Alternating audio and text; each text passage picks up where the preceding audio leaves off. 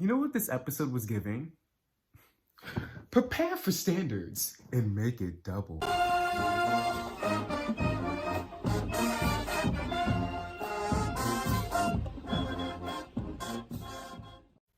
Hey y'all, welcome back to the channel. My name is Deuce and this is Producer Post, where we talk about black content and other things. Today we're doing an after show episode for season 3, I almost said 4, we're almost there, but season 3, episode 14 of Grownish. Know yourself? I had to hesitate, 'cause like, do you know yourself? I know myself. And apparently Vivek knows himself, and I know that's right. Today, we are talking into the very touchy topic of double standards, okay? Mostly on Vivek, but also on Jazz, which is why I did that intro. Shout out to my Pokemon fans, okay? But yeah, there's a lot to talk about. I really want to I've been MIA, I feel bad, but I really got to do a video on this, okay? And before we get into it though, get into the purple satin line hoodie, Kin Apparel, shout out to them. And the y'all can barely see it, but I have like hair dye. It's more visible from the back because it's brighter there. But I did like a reddish purple. But yeah, get into it and get into these shows. Now let's get into it. You had a threesome with the guy? Vivek had a threesome with a guy.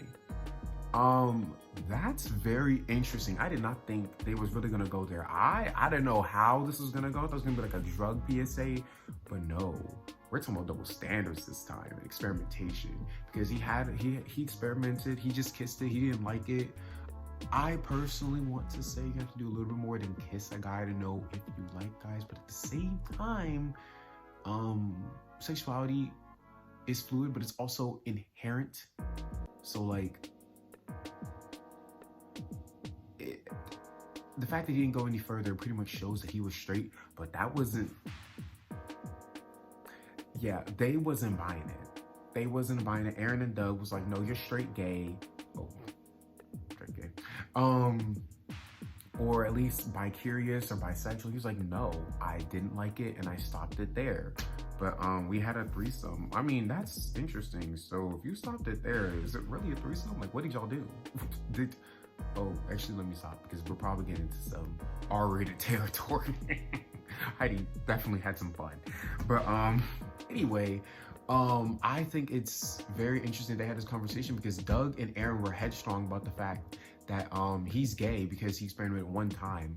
And then I love that Nomi put Aaron in his place. It was like, oh, well, are you not pro-black because you had a pretty, you had one experience with Caucasian conservative Cuban? I was like, drag him. But yeah, they had a really thorough conversation about double standards.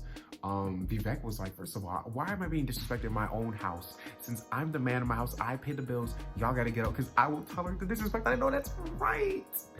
I know that's right, okay?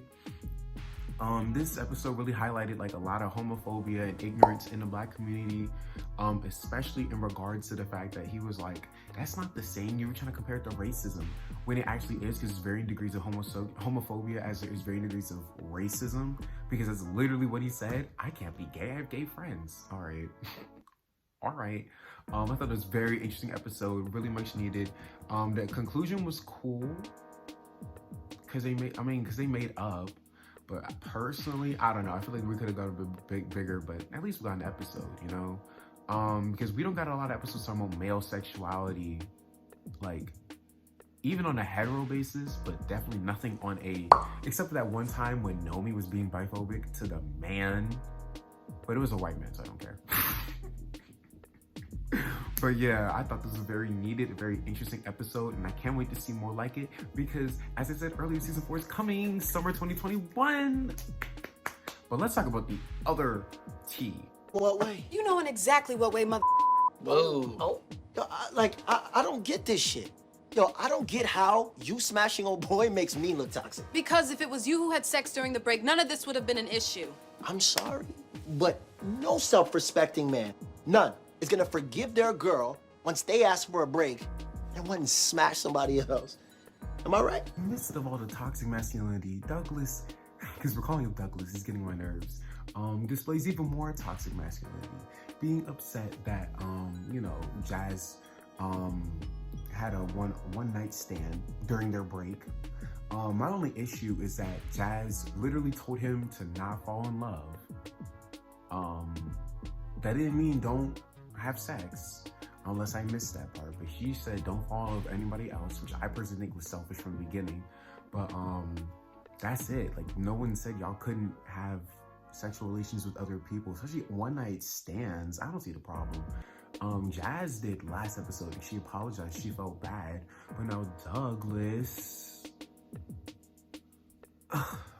he wants to be like, actually, it emasculates me that my woman would cheat on me. Like, come on, this is so bad. It makes me look worse of a man. No, it looks worse of a man that you're complaining about it and making a big deal out of nothing. Sit down, okay? Then you had the audacity to call her a toss? I haven't heard toss in so long. Like, but what makes you really mad is that he apologizes, you know. Jasmine buys it. Then they're about to have sex. But that's not the worst part. The worst part is Douglas is being haunted by his own guilt, I think. I don't know what it, guilt or insecurity. And he sees homeboy in bed with them. And that took me out, because first of all, I thought he was actually in bed. And I was like, Jazz, you forgot to put away the side piece? But yeah, so they're trying to remedy their relationship. Personally, I never thought they should have broken up. They could have definitely balanced it all out, in my opinion. But whatever. I think they're good now. I think we dazzling, jugless, whatever they want to call it, it's back together. Unlike this next relationship. To reclaim my woman. Well, good luck with that. Rumor has it I've driven you to white men. You are a black man in a bar with a white baby strapped to your back. Check yourself. Oh, and by the way, I hope you guys are enjoying these clips. Hopefully I won't get copyrighted. I mirrored it. But if I still get copyrighted, I mean, it's not a problem. I don't make money off these videos. But you know, it would be nice to not be copyrighted. But anyway, I don't know why Sky is playing with Junior. Junior, I've always shipped Skyner. Always. She still, she said, I think I drove you to white men. And you did. She went to the inferior lookalike Rodney, and Rodney had the audacity. He's saying a lot of wild things. Okay, first of all, he was like, oh, I thought it was the only white guy that you met. I thought it was your first white guy. And then he was like, oh, is this your dad? Junior was like, oh, I'm not her daddy, but she did call me that when we made passionate sex. I know that's right. I know that's right. But that wasn't enough, and I felt really bad because like I said, I really wanted them together. But she was like, I like that you fought for me though. You can slide in my DMs. You're messy. Why would you even say that? Because Junior's probably gonna slide in her DMs, and she's probably gonna have a toxic relationship, it's a toxic platonic relationship, because I'll ever see it, them being back together. But yeah, that blew me. Why is Elon going off? Anyway, that was what I had to say about this episode. There was a lot to say, okay? So it's a bit longer. I really liked it. Top tier episode indeed. Tell me what y'all thought about the comments below. Hopefully they keep this trend up. You know why the episode is so good, by the way? Because Zoe was gone. She had like 3 lines and then dipped. I love to see it. Although, didn't Zoe leave like last episode? Whatever, I don't know. I thought she had to catch a plane, but you know, I don't know. Anyway, thank y'all so much for watching. And I will see y'all when I